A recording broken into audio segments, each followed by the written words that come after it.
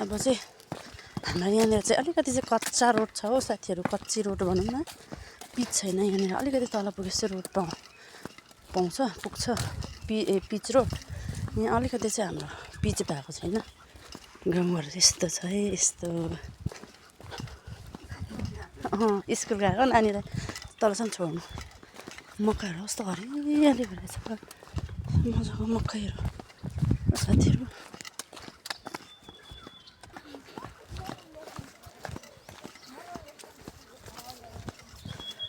हाम्रो चाहिँ यो चाहिँ ट्र्याक रोड हो, तर सबै पुरानो भएर चाहिँ यस्तो खालको भइरहेको छ साथीहरू।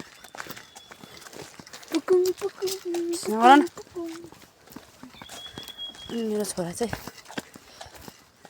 एक्लै जान्छु भन्दै थियो र पनि मैले साथीहरू भएकोसम्म त पुऱ्याउनै पर्छ, किनभने आफूलाई फेरि आमा हो नि त। आमालाई चाहिँ म चित्तै बुझ्दैन, त्यही भएर चाहिँ जहाँ साथीहरू छ त्यहाँसम्म चाहिँ पुऱ्याउनु जाँदैछु म।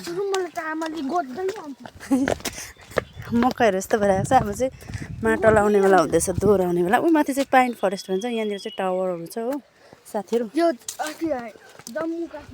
नानी त्यस्तो भन्नु हुँदैन।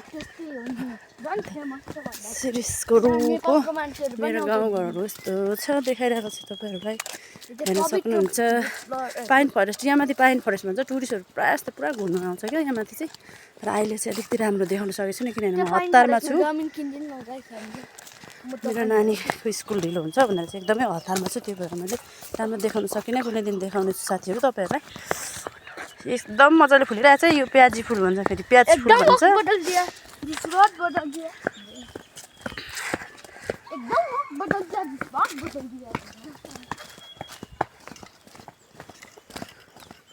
नटिप नानी, फुल टिप्नु हुँदैन।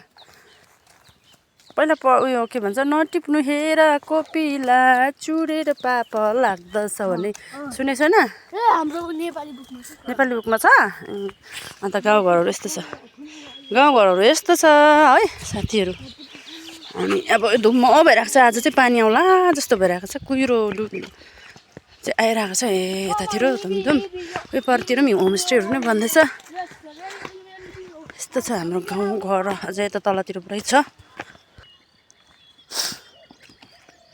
यो फुल चाहिँ यस्तो मजाले फुल्छ कि हेर्नुहोस् न, जतासुकै हुन्छ। यो बारीभरि जतासुकै हुन्छ। यसको चाहिँ यो चाहिँ प्याजी फुल भन्छ यसलाई चाहिँ। वाइटवाला पनि हुन्छ, सेतो पनि। तर अहिले चाहिँ यहाँ चाहिँ पिङ्क मात्रै रहेछ हो साथीहरू। अब चाहिँ हामी चाहिँ पक्की रोड आइपुग्यो। यहाँ अलिकति थियो, 5 मिनट पनि लाग्दैन कि पक्की रोड आइपुग्नु। अन्त र पनि छोरालाई, अब नानीलाई उसको साथीहरूसँग छोड्नुपर्छ। यो सालदेखि चाहिँ नयाँ स्कुल लगाएको मैले नानीलाई, त्यो भएर चाहिँ पोहोरसम्म त गाडीमा जान्थ्यो नानी। पल्टदेखि चाहिँ अब हिँडेरै जाने रे, ठुलो पनि भयो। त्यही भएर हेर्नुहोस् न, फुलहरू कस्तो मजाले फुलिरहेको छ। रोज क्या मजाले फुलिरहेको छ साथीहरू। कति धेरै मनपर्छ हो मलाई त फुलहरू हेर्नु। जहाँ गए पनि फुल चाहिँ आँखामा लागिहाल्छ मेरो चाहिँ। सबभन्दा पहिला घर भन्दा चाहिँ फुल हेरिहाल्छु म, ठाउँहरू भन्दा पनि। यति मजाको भएको छ के भन्नु र अब। यो चाहिँ अब पक्की रोड हो हाम्रो। पक्की रोड आइपुग्यो। यहाँदेखि चाहिँ मेरो छोरा चाहिँ स्कुल जान्छ साथीहरू। अहिले उसको साथी आएपछि म देखाउँछु अलिकति तपाईँहरूलाई भिडियो। भने चाहिँ गयो मेरो नानी छोराहरू। अब भने चाहिँ साथीहरू भेट्यो हो, जाँदैछ अब चाहिँ। भाइ सर जाऊ है, बाई। खै बाई बाई गर गयो। अब भने चाहिँ मेरो छोरा अब चाहिँ स्कुल गयो। यहाँदेखि स्कुल पुग्नु चाहिँ लगभग 15-20 मिनट लाग्छ हिँडेर।